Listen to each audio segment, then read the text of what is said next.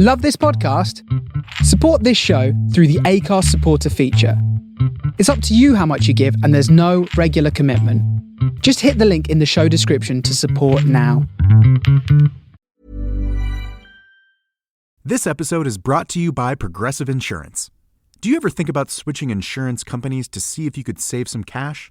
Progressive makes it easy to see if you could save when you bundle your home and auto policies. Try it at Progressive.com. Progressive Casualty Insurance Company and Affiliates. Potential savings will vary, not available in all states.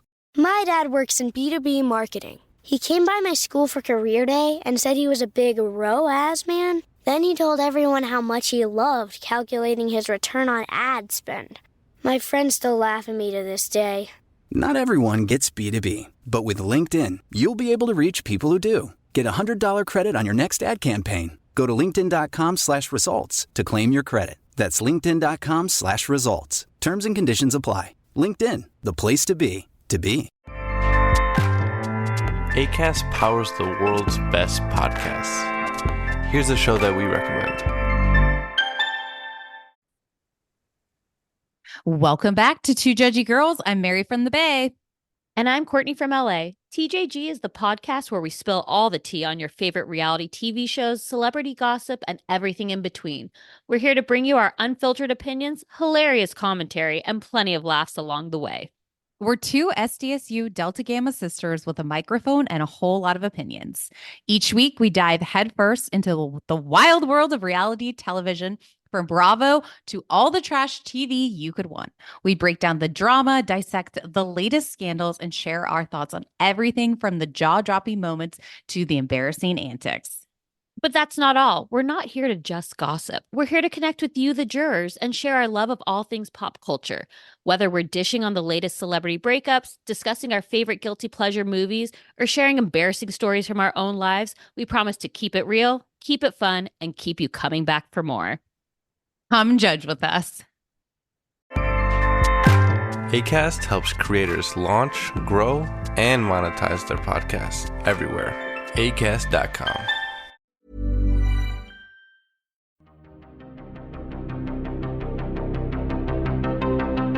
Welcome to Writers on Film, the only podcast dedicated to books on cinema.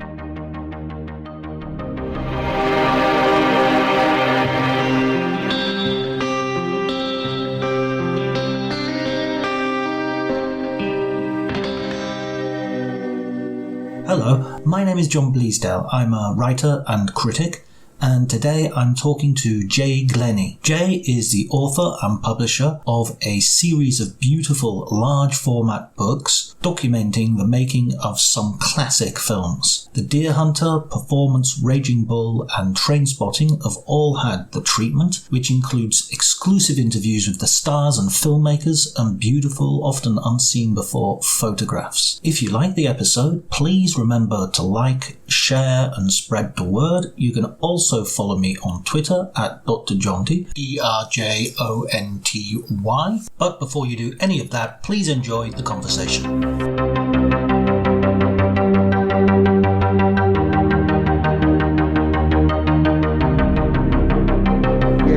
came out and we had a fantastic response. They're big, large format editions. It's something that my buddy and I, we set up, Coattails, purely because I took the Deer Hunter idea to a few publishers and they diluted it so much. I believe I'd spoken to Marion Rosenberg, who's the executive producer on Deer Hunter, and she'd given me this huge cachet of post-production material. And Bob and I had met at that stage and he'd offered to open up his archives. I don't think I'd gone. So I knew there was this wealth of material and I didn't want it diluted. And I think we're so used to seeing things on the internet now and on our iPads and such like, the tablets, we can blow up these images. And I've always found it a little bit frustration when you got these small books and you can't see the images very well. So I really wanted the books to be big, large format editions. And that's what gave birth to this little publishing company. We set it up and we're on our third book release now. Trainspotting comes in the summer, and then by winter we'll have Taxi Driver as well. How long have you been doing it for?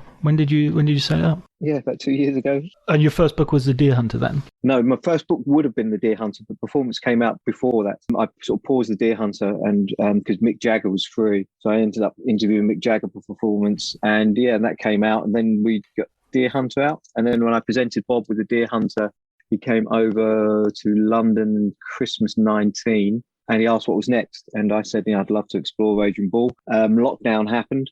I rang him, I texted him and said, look, Bob, I'm going to start now. And he gave me the green light. And so that was my sort of lockdown baby whilst writing Trainspotting as well. Having read Performance and The Raging Bull, it's amazing the amount of people that you've been able to talk to. Yeah, John, stupidly, anybody setting out on a first-hand oral count, I think we need our senses looked at, because in no way would you assume that you could get hold of these people. But I didn't really want to see myself in the book. So that was the first port of call. I really wanted to make sure that the main participants were there. But what's really exciting as well is to find people that not many people have interviewed. In the Gloria Norris book, in the Raging Bull book, I found a lady called Gloria Norris, and she transcribed the screenplay that Bob and Martin made their own in St. Martin. And she referred to some images she'd taken. And I asked her, you haven't got your iPhone there, you can just see them. And she sent them through. And those are the images of the guys on the beach in their Hawaiian shirt with the pina coladas.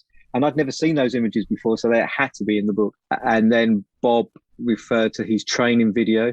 So I managed to get some screenshots of his training video. And these things, when you find these things, they're heaven.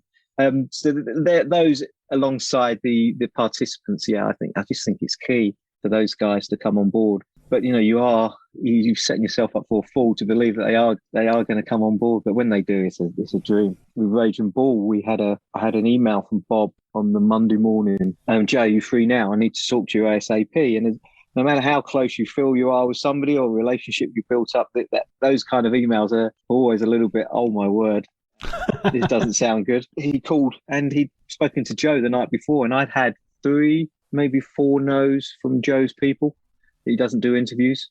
And I didn't push, but I just periodically I'd send them an update, just a little nudge, so they could see how the project was growing. And the same answer came back. And then Bob obviously spoke to him and said, look, this guy's quite trustworthy, come on board. And he said yes. And it was a great interview. I thoroughly enjoyed it. I mean, the first couple of, I don't think I'm speaking out of turn now, but the first couple of questions were batted back with a straight bat, almost yes, no, which is obviously not going to translate in a book.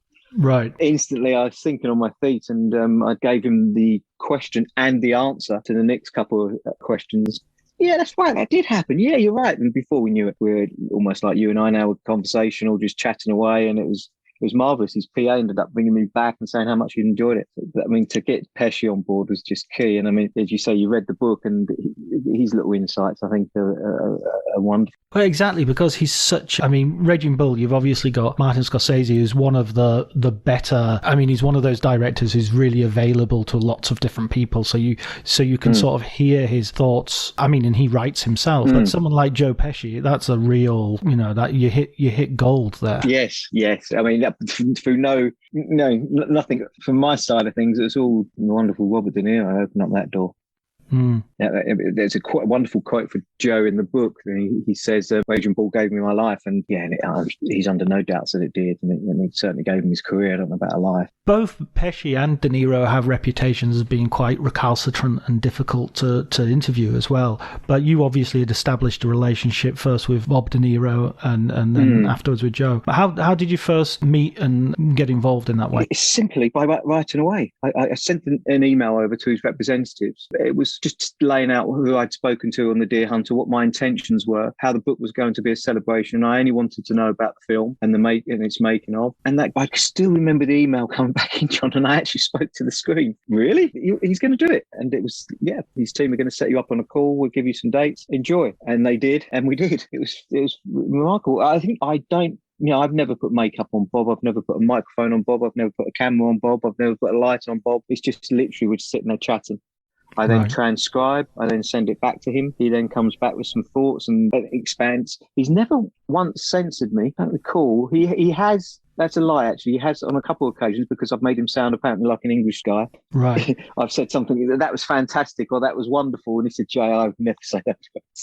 I think you're making me sound like you now. And so yeah, he's got a little bit of that Essex isms in him initially. When we've managed to take those out, yeah, he's been nothing but friendly. I mean, I remember when Barry Norman interviewed him, and I think famously sort of walked out. And I've had none of that, Bob. We've got on really well, and he's somebody I consider a friend now. Which is, if you'd have told me a couple of years ago, I would have been amazed. If you'd have told the boy of Jay, my word, I mean, John, I made my mum buy me silk underpants for school because I heard that he'd worn them in New York. When you go to an Essex comprehensive school and you're getting changed for sports and pin down your shorts to reveal you've got silk underpants on, you need pretty broad shoulders. That's amazing. Well, was he then your sort of first point of contact when it came to deciding I want to do a film about I want to do a book about the deer hunter? Is he your entry into those movies? Yeah, more so than the directors. I went, yeah, it was instantly Bob. I don't know what it was. What was my first Bob film, Robert De Niro film? Do you know what I think? It was that new wave of British actors that came out when I was younger. So you got Tim Roth, Gary Oldman, and they were referencing him,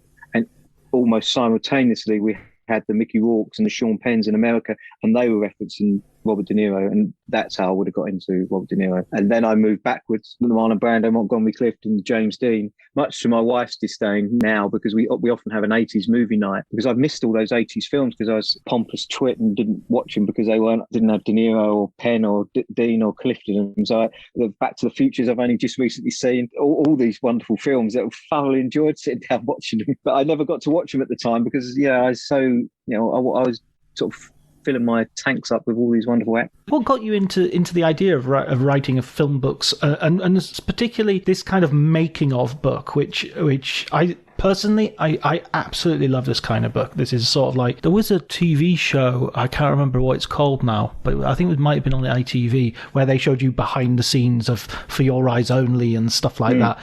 And I used to eat that stuff up as a kid. It was called Clapperboard or something like that. Okay.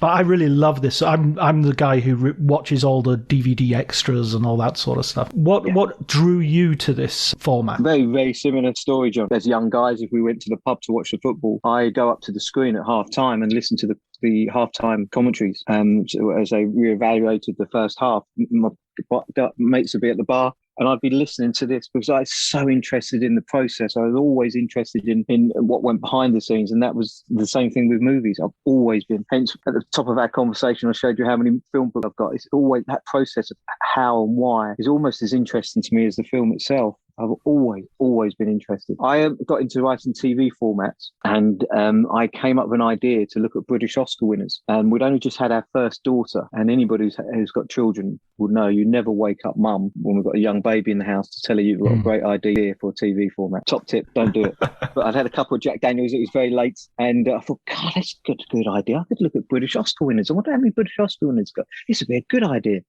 And I started writing lists. Cut a long story short, I started interviewing loads of British Oscar winners. Nobody asked me where the interviews were going. I didn't know where they were going. I didn't know they were going to a book, TV show, whatever they were for. But no one's agents asked. Michael Caine had taught me to cook vine roast potato, interviewed Olivia de Havilland, all these wonderful people. And not one person asked me what was going with them. The three guys that won the Oscar for The Deer Hunter were three British producers. And their stories were sort of full of rancor and bitterness and falling out. And instantly my antennae went up. I thought, well, this is a bigger story than just their interviews. So I started writing away to Deer Hunter participants. And then a friend of mine, Steve Kirkham, had the rights to some images for The Man That Fell to Earth. I said, well, I know the producers of The Man That Fell to Earth, Michael Dealey, Barry Spikins, and John Peveril. How do you know them? And I told him the story. I said, well, I could interview them for the book if you want. And then it expanded in. I brought a school friend of mine in, Dal, and we sort of co-wrote this book together on The Man That Fell to Earth. So instantly, when that finished, I thought, well, I could do this similar kind of thing. And we've been interviewed by Jonathan Roth for The Man That Fell to Earth. And when he came out into the green room, he shook hands with everybody and he said to me, you, riding on the coattails of David Bowie, I'll talk to you later. And I remember thinking, coattails publications, that's a great idea. Because all my books are going to be riding on the coattails of somebody. That's what I call the company. That's literally as simple and easy and as naive as it was. I thought I'd set up a little company, sell them on the internet, make them limited edition to create that call to arms to get them quite quick. And a couple of years later, I still haven't had my bathroom decorated, much to my wife's disdain, because I'm piling money into creating books.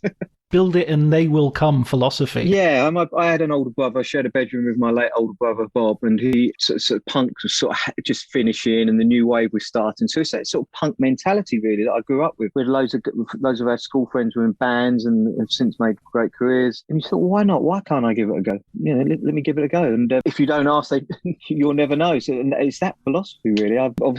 Then for The Man That Fell to Earth book, I'd interviewed Nick Rowe. Whilst I was there, I took along some questions, John, and I very, very, very rarely have questions when I'm interviewing people.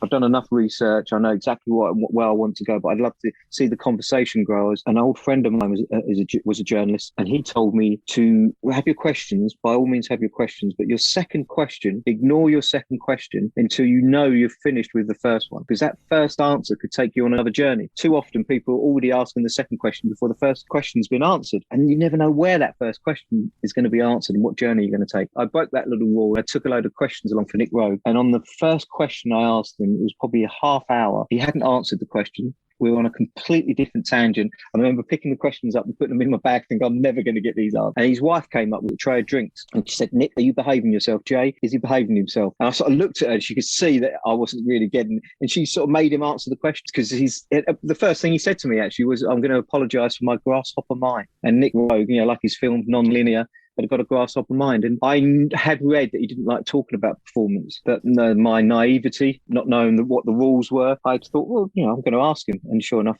we did. And when I tell you what happened, John, I asked him what it was like to release a film and not have that instant recognition. And I didn't think he'd heard me. And he was obviously of an age, and I was going to commit the cardinal sin of re-asking the question again. And he had heard me, and he said so quietly, it's lonely. It's incredibly lonely. And my heart dropped. This was Nick Rowe telling me how horrible it was to release a film and not get the acclaim that you'd hoped you were going to get. And I remember walking out and I thought, I know what I'm going to do. I'm going to find out what filmmakers love him, and I'm going to ask them, would they contribute to The Man That Fell to Earth book? So I did. I found out that, the likes of Terry Gilliam loved him. Sam Taylor Johnson loved him, and I wrote away to them, Kevin MacDonald, and one of them was a producer, Sandy Lieberson, and he spoke about Nick, working with Nick on performance, what Nick was a lovely guy. And when I presented them with their books as a thank you for The Man Fell to Earth, Sandy and I started talking about performance. Could we replicate, could we do something similar? And he had this treasure trove of imagery, so I went down to see it, and it took an age to get it all digitalised, but it was well worth it. There's some tremendous artifacts in there, and I said, I'd love to do it, but I want to continue the sort of same journey. You're on board. I can go back to Nick. I want to see if Mick Jagger and James Fox had come on board. I wrote away and they both said yes. And which was remarkable. Because I think maybe they said yes because the film was held back for 2 years. So consequently, there wasn't a lot of press around the film as there was nowadays. And they'd never really had an opportunity to explain themselves and perhaps drill down into a few details. Nick never liked talking about it because he and Donald had fallen out. The press sort of gave him credit for it in Donald's eye. Had given Nick Rowe credit for performance. And that created a bit of rancor between the two of them. So Nick never liked talking about them. As I said, I didn't really understand that. And so I just ploughed ahead and asked him as many questions as I could get. No, I mean, a bit of fortunate naivety goes a long way. Yeah, I think sometimes if you know too many rules, you're bound by those rules, and that creates hesitancy. And I don't really like that. Why can't I? I'm going to give it a go. I'm going to have a go. And I've done that in a lot of different things. I couldn't write a TV format, but I came up with a few ideas, and I wrote some TV formats, and we sold them. And the TV shows got made. And well, okay. I went along to some meetings where I wanted to walk out because there's so many university graduates telling me that the shows were rubbish, and none of them had shows off the ground. I had. And it's the same with the books. Well, these books have been my lifeblood as I've been growing up. Why couldn't I see if I could write some books? I mean, I think Nick Rowe's one of my favourite directors. I just find him. And earlier you mentioned the sort of punk spirit, and performance is really on the sort of knife edge between punk and the 60s. Yeah. It's like with Chaz, the James Fox gangster character, you've got this real punkish aggression and everything. And then you have Turner, the Mick Jagger character, representing the 60s in its glorious excess and decadence. What appealed to you about the film? What was it? Do you remember like the first time you saw it? Yeah, I do. I went along to see The Hit, and I thoroughly enjoyed it. It just blew me away, The Hit. So I went away to read as much as I could about The Hit and different interviews, and I kept seeing performance being referenced as an influence on the film. And then I found a cinema in London. I can't remember which one, but I remember it was pretty sleazy. And I shuttled on to watch it, and as I hoped it would, it just blew me away. It was like two films gelled together. I mean, the first half, you could see so many influences in that first half. And now going forward, you still can. When James Fox, when he smells the lawyer, you never smell anybody like that. And he said he wanted to get into the skin of what playing a chap would be. And you could smell that coming out. And then obviously the soundtrack, I remember walking along the high street afterwards, I heard nothing like the soundtrack. And this is 20 years later, 15, 20 years later. That's what I wanted to try and achieve with the performance book, to that energy and what that brought to me is hopefully trying to bring that across in the book, to hear James talking about it, and to find somebody like Billy Murray who'd started out in his career working on the film, and to hear all these great stories about the likes of Bindon. I mean, these guys were real hoods. There's a great story in the book that Billy Murray told me he didn't want to go out one night, and Bindon was saying, "No, you got to come out. You got to come out." And he went out for one drink because he wanted to take his career seriously. The Krays had put him through drama school. He felt he owed it to the Krays to make a career of a life in movie, whereas Bindon was sort of this wild card. So he went out. The following day, they were on set, and Bindon's come piling up to him with a matchbox, shaking the matchbox. And he said, "Yeah, Billy, you want to know what's in this?" And he said, "I don't really, John, I don't really." He said, "Yes, you do. Yes, you do. You want to know what's in this?" And he said, "Well, what's in it?" He said, "Well, ask Jimbo," which is James Fox. And what's in the matchbox then, James? He said, and Bindon had got into a fight and bitten off someone's finger and put it in the matchbox. And that was the night. That was that night. And when somebody like James Fox, who's this lovely, privately educated young guy who'd had all this lovely hilly hair, and he transformed himself into a chap. And I asked James as well, because the rumour was that he'd been out on a couple of gigs with the guys in the evenings, and he didn't allude to that too much, but apparently he did. He went out to a few of the chaps' excursions in the evenings just to get a flavour of it. And boy, that menace doesn't exude it.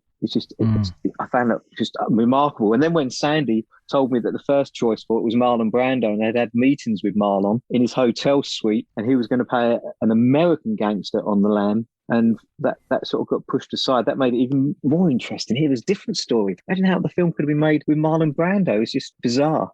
Yeah, and Tuesday Weld as well. You bring up that she broke an ankle of why she was going to play the Anita character. It's just one of these fortuitous things, isn't it? Because now you just see that trio, and it is Anita, Mick, and James, and you couldn't imagine anybody else playing those roles. It's like Tom Selleck as Indiana Jones. Yes. They went in with this. Nick told me that they've gone into the film with a silly idea that Donald was going to look after the actors and Nick was going to take care of all the aesthetics and the cinematography. That would be in his background. And instantly those fields were melded into one and all became one. They realised that wasn't going to work. But I mean, just two directors on a film, you just can't. I mean, what we had, Guys and Dolls.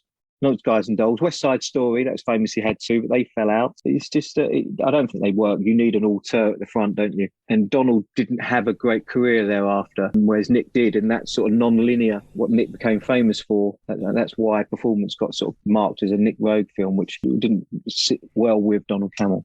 Yeah, I mean, it's understandable, because if I watch Performance and Man Who Fell to Earth and Walkabout, back to back, I don't feel that there's a different creative voice there. It feels like all the same creative voice, even as diverse as those films are. Oh, I should just mention Chaps, just for listeners who are not au fait with sort of South London gangstas. Is a word that I didn't actually know it until I read your book, that this is something that the gangsters themselves would refer to themselves as chaps. Yes. Yeah, made men as they are in America, yeah, but chaps in London sells. Wise guys. And in fact, I've just done an interview with Glenn Kenny for Made Men, his making of yes. Goodfellas. In a sense, this sort of convergence with the life of crime and the muse, the inspiration for the story, and the people telling the story itself, it sort of seems to be all one with this kind of slightly punkish aesthetic of let's film this on location, let's do this without the studio really knowing too much about it, and let's just get it on. There's a sort of like, going back to what we said earlier, it's a DIY aesthetic, isn't it? Yes, yeah. And then bizarrely, they didn't release the film for 2 years. And I interviewed the studio head, and Ken Hyman, and he said, no, I wasn't averse to taking risks. He'd helped Lolita get off the ground. He said, but this just wasn't where I wanted to take the studio at that time. So they sat on it for 2 years. And when I asked Mick that question, he said, well, no, what did they read? What did they not look at the script? And they literally didn't. All they saw was Mick Jagger, Rolling Stones album. Boom, they saw that avenue. And at the time, London was sort of the epicenter of these 60s style films. And they thought they were getting a Hard Day's Night with a Rolling Stones soundtrack. And could it think of anything further from a Hard Day's Night than performance? It's the same, but they thought Blade Runner was going to be Star Wars, didn't they? They thought, oh, we got Han Solo being a detective. What could possibly go wrong? The idea that they don't read the script, I think, is fairly widely acknowledged. You would think they would, but also I feel that watching performance and Rogue's films generally, the idea that there was this sort of time of British filmmakers like Rogue and Ken Russell that were really pushing the boundaries of what you could do. I mean, from another point of view, I'm not surprised they didn't release it. You know what I mean? It's not an easy film to sell. No. And in the event that the Rolling Stones album never materialized, I had one song with Mick. So that never materialized. And it's not a gangster film. It's not a rock opera style film, is it? It's where do we send to it? Borges and amalgamated identities. It's just a cluster, isn't it? It could only ever been dreamt up and written in the 60s. Stroke 70s, but it's got that 60s vibe to it, and it could only ever have been dreamt up then. It was just bizarre. It works. Yeah, absolutely. And to be honest, I watched a lot of those films from the 60s which were supposed to be capturing the zeitgeist, and I mean, most of them are kind of unwatchable now. If you watch something like Candy or they're just those Peter Sellers comedies that were Magic Christian and stuff like that. They're just unwatchable. They're just boring, really dull. Yes, we went on a little bit of a promo tour with the book and had quite a few screenings and talks and Q&As, and God, does it still work now? And different audiences. Some of my friends hadn't seen it and they came along, and so they were watching it for the first time, and it was wonderful afterwards to look at their faces. And I know, you don't have to tell me. They were like, what the bloody hell have we just seen? And it's wonderful to see that push.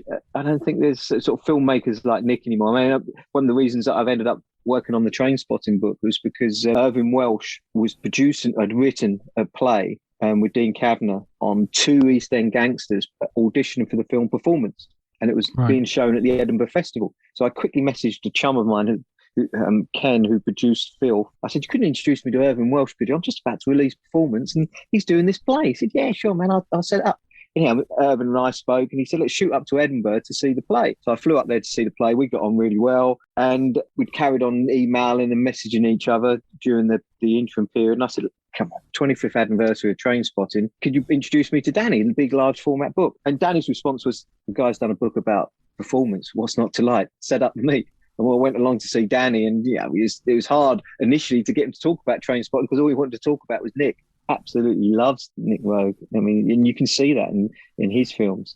Oh yeah, I think there's definitely sort of like a legacy that has gone from Performance into British cinema and beyond. I mean, I think Jonathan Glazer, Under the Skin, and Sexy Beast, are really roguish, if I could say.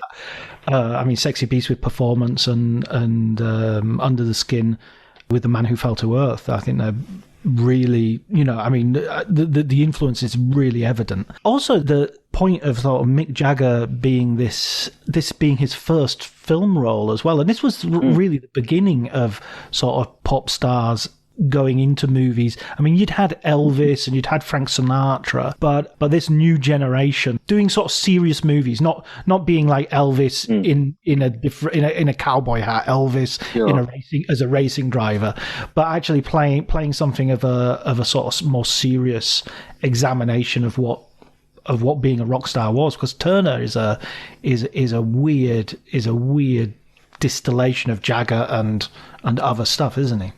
Yeah, you had a bit of Keith Richards in there, you had a bit of Jones in there. No, how does he sort of view it now? Because you talked to him for the book. So yes, I did, and he mentioned those two, but he also mentioned that he put a bit of Donald Campbell in there, and he said, and ultimately, you're playing a little bit of a heightened version of yourself.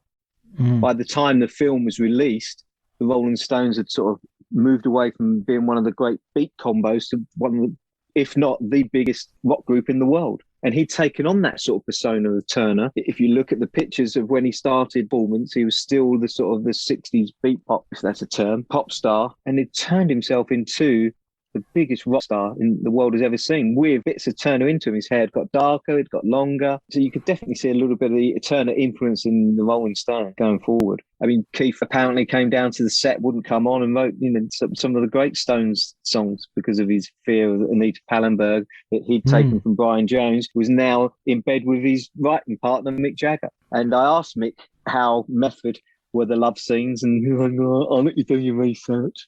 And that's This episode is brought to you by Progressive Insurance. You chose to hit play on this podcast today. Smart choice. Make another smart choice with Auto Quote Explorer to compare rates from multiple car insurance companies all at once. Try it at progressive.com.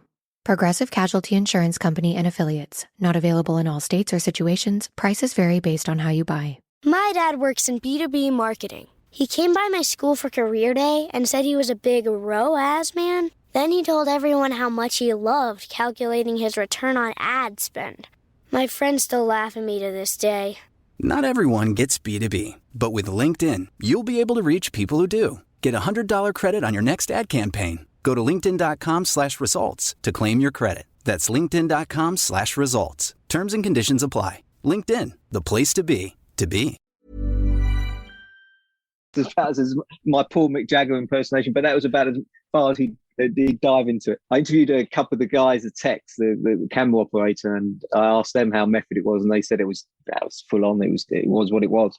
It was real. Him and Nick were taking it in turns to take the camera underneath the bedclothes to film Mick and Anita, and they said it was just as there was two camps. There was a Peter Young, the 2 times Oscar winning set decorator. He said that the cool camp was down in the basement, and then the techs, the camera people, were sort of up there, but the cool camp was where you wanted to be.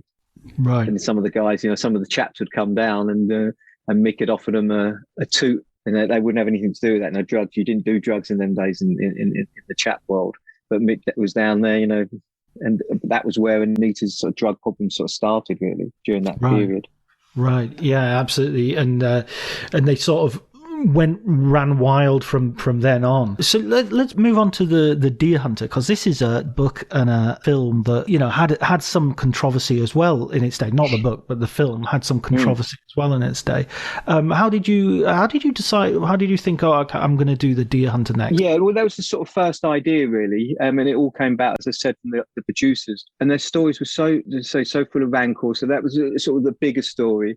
And we had some great archives given to me. And then Bob's encouragement behind the project and brought on Meryl Streep and Chris Walken. I'd already got to John Savage and Rutana Alder. And there was just 2 camps, John. There was the techs and the studio and the producers absolutely hated, and it's not too strong a word, absolutely hated Michael Cimino. The actors absolutely loved him. So there was definitely 2 camps there, because the actors were allowed that freedom that Michael Cimino gave them. They described it, so not my words, it's sort of Napoleonic tendencies of Cimino. It was a small guy, small in stature, but large in volatility. It doubled in budget. It was a $7 million film that escalated to $15 million. Michael Dealey could see the money pouring out, so he'd initially put John Peveril on. He then pulled John Peveril and sent Barry Spikins over to try and stop the money that was pouring out of their little studio. There was an hour and a half of a wedding before they even hit Vietnam. I mean, you just couldn't it doesn't make any sense. But now, and Michael Dealey still doesn't think it makes any sense, which always baffled me. The guy won a Best Picture Oscar. You'd think that afterwards I hated Cimino, I still don't like him, but boy, did he deliver the goods on the film. So there was that controversy from that side, and then there was the controversy that Cimino had lied and said that he was a Vietnam vet when he wasn't. There was the whole Tet Offensive, and he flicked that in the film that made the Viet Cong look like the barbaric people. So there was that. Jane Fonda famously came out against it. She also had her own Vietnam film at the time, Coming Home. Famously, she came out against it and never hadn't seen it. And to this day, I don't think she's ever seen it. Right. So because of the right-wing tendencies of the film. So there was all that flavour, all that was going on whilst I was writing the film and discovering more about it. Naively again, it didn't detract from the film to me. I still think it's a wonderful film. I think Bob's performance in it is stunning, and Chris Walken is just stunning. In a sense, Cimino's career was that sort of Heaven's Gate, Deer Hunter, both huge films, both expensive, both going way over budget, but one just happens to hit that zeitgeist at the right moment, and the other one's a big Western that nobody wants. He delivered a film on time, on budget. The star was happy in Thunderbolt and Lightfoot. Clint Eastwood was more than happy. So he had that going into the Deer Hunter. So there was nothing to really cause any suspicions that it was anything other than he purported to be. He claimed he'd written the script. What in my writing and investigation, I found out that he'd actually co-written it.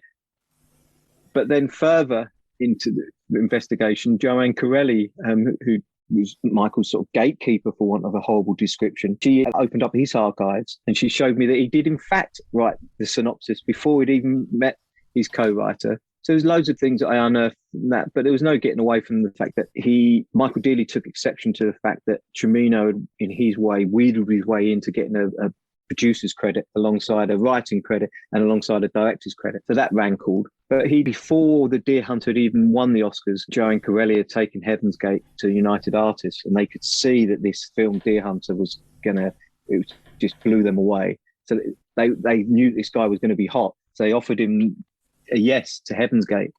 He offered it to Barry Spikins, and Barry Spikins turned it down. And then the film then wins all those Oscars, and him 2 Oscars. So he was literally the hottest kid on the block. And yeah, brilliant. Let's just give him Heaven's Gate. Fast forward to Raging Bull, my next book. The reason that was made and helped get made was because the studio was so concentrated on Heaven's Gate that Raging Bull managed to slip under the radar. No one even come to the set. It was never previewed because of Heaven's Gate. So for me, there's this sort of yin and yang thing going on. Heaven's Gate keeps popping up in the stories. He was, when I asked Bob the question, he said that he could have handled his success better. And that's something we see in Hollywood, that the sort of quick bloom success is a really hard thing to do and keep a lid on. You look at some of the great actors and people that perhaps you and I admired over the years. Lots of them, you mentioned Harrison Ford and Blade Runner. His career took age to kick off, didn't it? It really did. It wasn't, he was fixing a house up, and George Lucas famously gave him the carpenter the role in Star Wars. I think sometimes when you get it too quick, and that's perhaps what happened to Cimino. I mean, I haven't seen it, but Steven Soderbergh did a recut of Heaven's Gate, and apparently that's meant to be really good. And I think that will be really evaluated now, Heaven's Gate, and seen as not being the debacle that it was. I mean, people like, I got Jeff Bridges to, the book was being skewed a little bit, John, initially, to being a sort of anti-Michael Cimino diatribe. And I'd read about that too often. There's so much rubbish spoken about Michael Cimino. I didn't want my book, let somebody else go and write another book. I didn't want my book to be this sort of anti-Cimino thing going on. I wanted it to be about the Deer Hunter. In the event, I took some of that away from some of the tech guys that had told me. But before I'd taken it away, I got in touch with Jeff Bridges to come on board, because I knew that Jeff loved Michael, to see if he'd talk to me. And it ended up being the afterward to the book. And it's... Oh man, I absolutely loved doing that. It was the fondness that he had mirrored Bob, John Savage, Chris Walken, mirrored their memories of working with Michael Cimino. They absolutely loved him. It's so funny that in a way that you could have had the double director for something like Heaven's Gate or Deer Hunter, that he would be great with the actors and let somebody else go and deal with the crew and the more technical side. Yeah, that would have been great, wouldn't it? Yes, yeah. If he had a Nick Rogue beside him. Moving on to Raging Bull, I mean, one of the things that I'm conscious of with Raging Bull is that you've got Scorsese sort of coming off quite a bad... He's coming off New York, and a fairly low point in his career. Also, I think health-wise, he wasn't particularly well. No. And Raging Bull, as you describe in the book, was really De Niro's pet project, wasn't it? Yes, yeah, I think that's why there wasn't a moment of hesitancy from Bob when I said I was going for it, and he said yes, because it was something that he really, really felt passionate about. And I think at the top of this, we spent, I think it was 6 seconds shy of 2.5 hours going over the manuscript just on one Zoom call alone, just working out, not censoring me, because he said that. Okay, right. Is that how Marty remembered that? And Joe said that. Oh, okay. And then Bob would give me a little bit more because of how they remembered. And it really was his passion project. He wouldn't let it go. I mean, he went away to make Deer Hunter, and the first person he called on was Marty to say, look, Marty, I'm going to go away to make Deer Hunter. This is not going to rock the boat for our plans for Raging Bull, is it? But Marty, when I said that to Marty, he said, I still wasn't interested. I had my own problems to deal with, which were coke, partying. He hated sports of any kind. When he said that when they went to St. Martin in the Caribbean, he was just, what? He never set foot on the beach. Bob would be out there every morning running. He took a chin-up bar with him. He was turning himself into a middleweight champion. And Marty said the only island I'd ever been to was Manhattan. I didn't want to go to any Caribbean, any beach. Hated it. Absolutely hated it. And that's where those wonderful pictures from Gloria Norris come from. They pushed him on the beach so he could go back, and they wanted to show Erwin Winkler that this is what we've been doing. We've been partying, which was nothing of the sort. They ended up rewriting Schroeder's script. It's such a bizarre movie in the as you were saying, the studio's not paying much attention to it. They're looking at something like Rocky as the sort of template, and you get this black and white sort of examination of male angst and insecurity instead of a boxing movie, and a brilliant boxing movie at the same time. It's very much like The Godfather, isn't it? The real Marlon Brando. Godfather, you think of Marlon Brando. I think he was only on screen for a small portion of the film, wasn't it? I don't have the exact minutes beside me, but I know it wasn't long. It'll be 10, 15 minutes. Yeah, at least. Most, and then that's the same with the boxing in Raging Bull. It's 10 minutes of boxing. He told me that Marty told me that he told Norman Mailer that he wasn't going to have any boxing in the film. He said that was the state of my mind. That's where I was at the time, making a film about Jake LaMotta, and I'm not going to show any boxing. It just didn't interest me. Now it's incomprehensible, isn't it, John? Those boxing scenes are the greatest scenes of any sport, I think, in any film. It just took you inside the ring.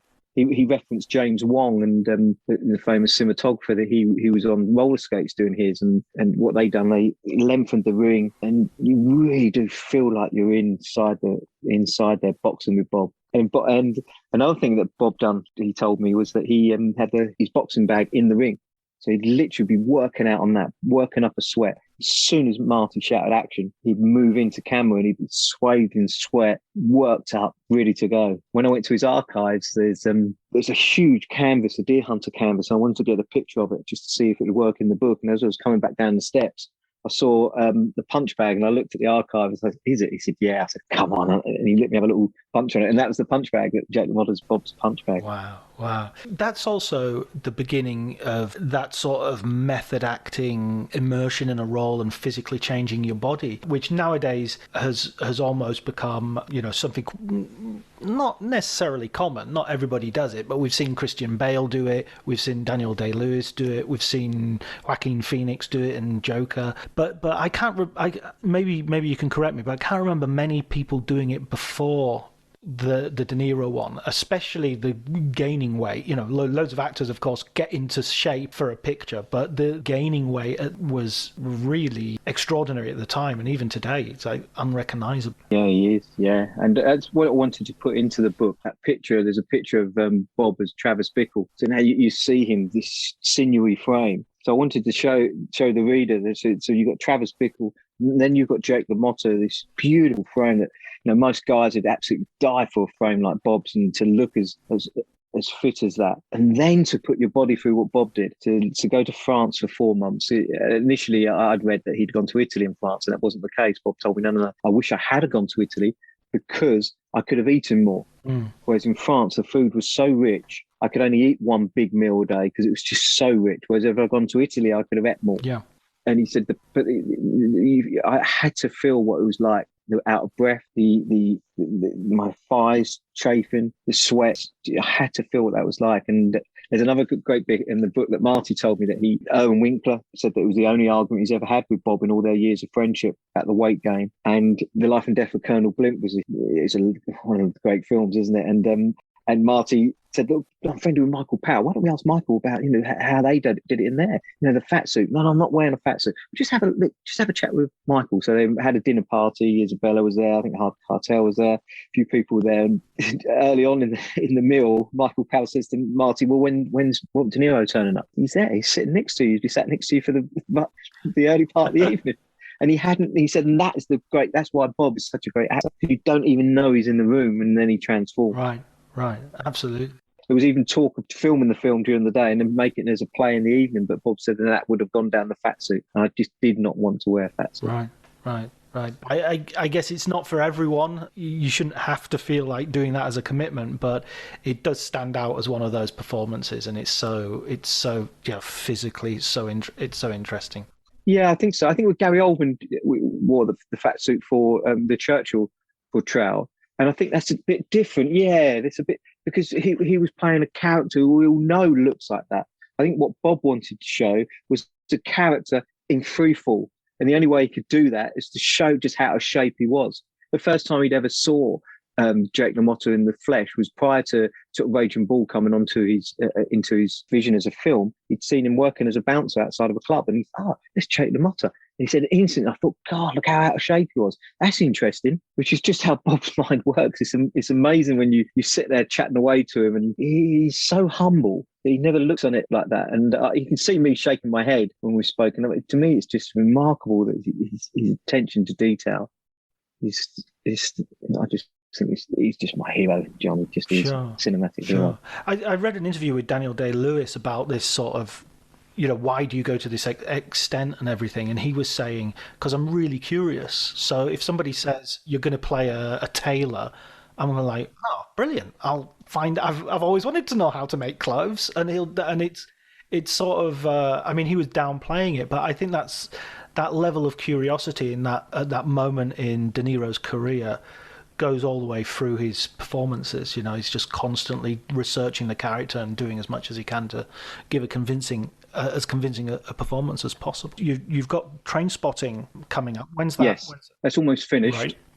We're hoping that will be out in the summer. I meet up with Andrew McDonald the week after next just to go over different parts of the archive. I just did a couple of interviews today with some of the Empire team at the time, because they really championed the film. I've got just to follow up with both Ewans and Robert Carlyle just on a couple of things. But yeah, I'm virtually there. And then evenings are spent back into the world of Robert De Niro with Taxi Driver. Right, and when is that due? Well, I'm hoping that we might be able to, with a fair wind on time-wise, we might be able to get that out for the end of the year. Taxi Driver's such an amazing film. Yes, it is. Yeah, it is. And it still works. He's still astonished. He was working on 1900 at the time and went down to the American Air Base, started talking to people from the district of Travis Bickle, and came back and started driving a cab. And I was talking to Marty about it, actually, on one of our Raging Bull chats, and he said it was true that a guy did get in Bob's cab. And he'd already won the Oscar for The Godfather, and said to him, oh, bloody hell, Bob, things are that bad of you. No, I'm doing this research. And no, Bob, you don't have to be embarrassed to me. And gave him a tip, a healthy tip. It was Jake LaMotta. Yeah, exactly. Yeah, but they earn no money for these films, John. Absolutely not a penny. I've interviewed Michael Phillips, the producer of Taxi Driver, and they interviewed a guy last night, Phil Goldfarb, who's the executive producer on behalf of Columbia. And these guys were doing it for next to nothing. Bob could have a small fortune after The Godfather. Yeah. He was so committed to the stories that he and Marty wanted to make. And that to me is just really intriguing, to dive into those worlds. These guys are artists, and to me, it's just now I'm in there. I really want to make sure that we look at these films and we honour them. And then Travis Bickle and the performance of Travis Bickle and the performance of Robert De Niro's Travis Bickle, should I say, is one that I can't wait to dive into. I've already got a plethora of material and been messaging Bob different things. It's going to be another great time. Are you going to get contact with all the other cast members and everything you've got access to? I've written away to them all. Yes, I've had a couple come back and say yes already. And then we'll see. Yeah, if hopefully with Bob's encouragement, they come on board. I think once he shows them what we've done with Raging Bull and with Deer Hunter, you can see that I'm not after the salacious gossip. I'm not after anything other than the film. The making of films in that era especially seems to be something of an adventure in itself anyway. It seems to be less corporate and there's much more spontaneity and kind of more risk. Do you think that's true? No, I do. And it's bizarre because we talked about performance made away from studio pressure. The pressure came afterwards. Raging Bull made away from studio pressure. The pressure came afterwards. Deer Hunter made in Thailand away from studio pressure. The pressure came afterwards. Taxi Driver made in New York away from studio pressure, but that pressure was coming. I learned some really, really interesting details from the two producers that I've interviewed already, and they both lied. Basically, they knew the film was never going to get made for the budget they were giving it to, so they had to lie. But it was, I think it was originally $700,000, went up to $900,000, then 1.3, and it came in at 1.7. 1.7 million for Taxi Driver. Just forget it. It's just one of the all-time classic films, and they made it for that money. It's just phenomenal. But then Michael Phillips, absolutely thoroughly enjoyed chatting to him and getting to know him over the last few weeks. What a story. He was working in the money market, married Julia Phillips. Julia Phillips had just started sort of working in the film industry in New York. She'd got friendly with an actor called Tony Bill. Tony Bill used to visit them in New York when he visited New York. And he said, there's a huge opportunity in Hollywood because all the guys are coming out of film school and they can't get an interview with a director or studio. Why don't we hang our shingle out and see if we can attract them? So they pulled their money, which come to the grand total of $3,500, pulled their money. Tony went back to Hollywood and hung their shingle out. First person through the door was this young guy who started pitching him a story. He said, no, hang on, I want to tape it. Taped it, he said, because I want to send it to my partners in New York. So the young writer now thinks, wow, these guys are huge players. They've got offices in New York. So he starts pitching this story. They really love it. And they say to him, well, can you actually write? And he said, yeah, I can. You can have a look at my theses, my school theses. So they looked at that, they loved it, and they optioned that. So they optioned two things. The school theses, they got off the ground. And within 2 weeks, Donald Sutherland and Jane Fonda were starring in it, called Steelyard Blues. It happened to bomb. But in the interim time, Julia Phillips and Michael Phillips started renting this house on the beach next to Brian De Palma. Brian De Palma's playing chess with this young writer, Paul Schrader, gave him the script to Taxi Driver. Brian said, well, I don't know for me, but I tell him, Michael Phillips might be up for this. Walked down the beach, gave it to Michael Phillips. Michael Phillips said it just hit him like a thunderbolt. He said, had to have it, so he optioned that. In that interim time, this young writer, David Ward, the film that he pitched was The Sting. They then won the Oscar for The Sting Best Picture. This is from a guy that had never stepped foot on a film set until a couple of years previous. They won the Best Picture Oscar. Their fourth film was a film that the young filmmaker couldn't get off the ground, Close Encounters of the Third Kind. I mean, if that doesn't show you can have a go at things in life, then nothing. Build it and they will come. I mean, unbelievable, isn't it? What a story. I mean, Michael could see how energized I was after our chat. You know, you and I have loved films for all of our life. It's just, they're the stories I absolutely love. Absolutely love. Yeah, it's amazing. It's amazing. And I think your books really capture that. They really capture the energy that goes behind making the films, and I love the arguments. Thank you, John. That means a lot. Yeah, no, it's.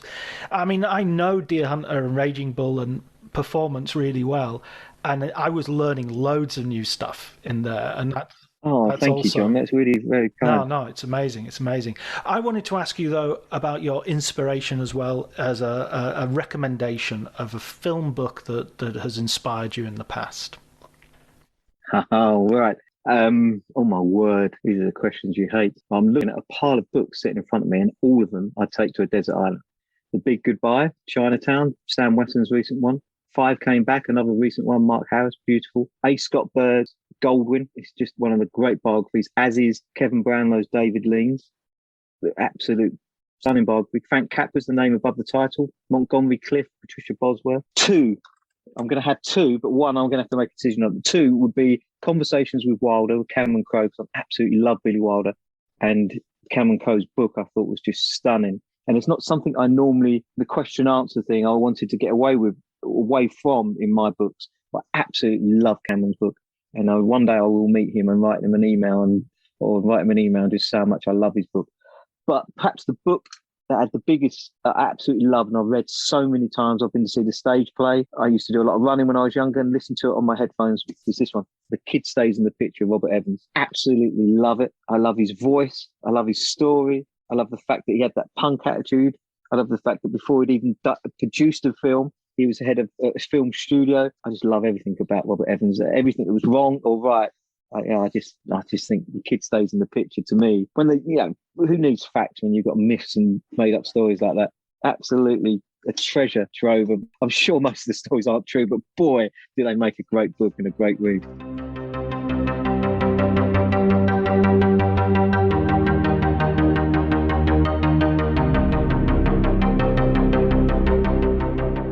Okay, so that was my conversation with Jay Glenny, the author of the Making of Raging Bull book, as well as the making of Performance, The Man Who Fell to Earth, The Deer Hunter, and soon to be released Trainspotting, as well as at the end of the year, hopefully, his Taxi Driver book. So all those to look forward to. As you can tell, these are beautiful books.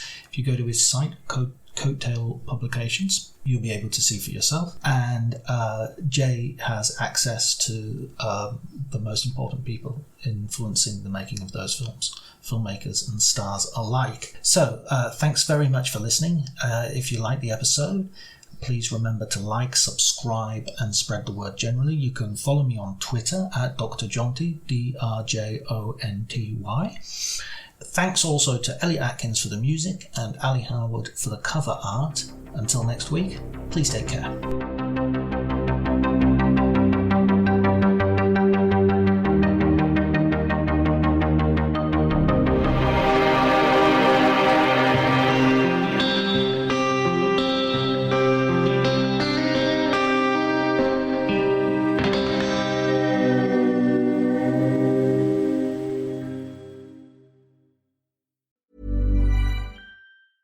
This episode is brought to you by Progressive Insurance. Fiscally responsible, financial geniuses, monetary magicians. These are things people say about drivers who switch their car insurance to Progressive and save hundreds. Visit Progressive.com to see if you could save. Progressive Casualty Insurance Company and Affiliates. Potential savings will vary, not available in all states or situations. My dad works in B2B marketing. He came by my school for career day and said he was a big ROAS man. Then he told everyone how much he loved calculating his return on ad spend.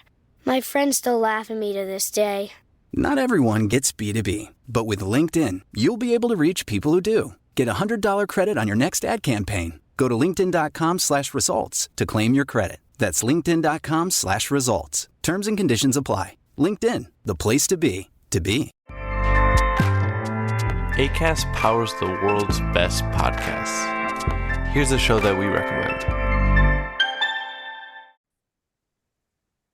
Welcome back to Two Judgy Girls. I'm Mary from the Bay.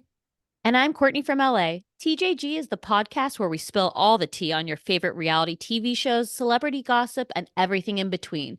We're here to bring you our unfiltered opinions, hilarious commentary, and plenty of laughs along the way. We're two SDSU Delta Gamma sisters with a microphone and a whole lot of opinions.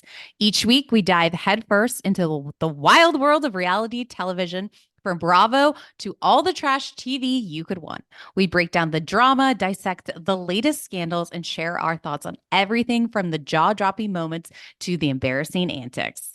But that's not all. We're not here to just gossip. We're here to connect with you, the jurors, and share our love of all things pop culture. Whether we're dishing on the latest celebrity breakups, discussing our favorite guilty pleasure movies, or sharing embarrassing stories from our own lives, we promise to keep it real, keep it fun, and keep you coming back for more. Come judge with us. Acast helps creators launch, grow, and monetize their podcasts everywhere. Acast.com.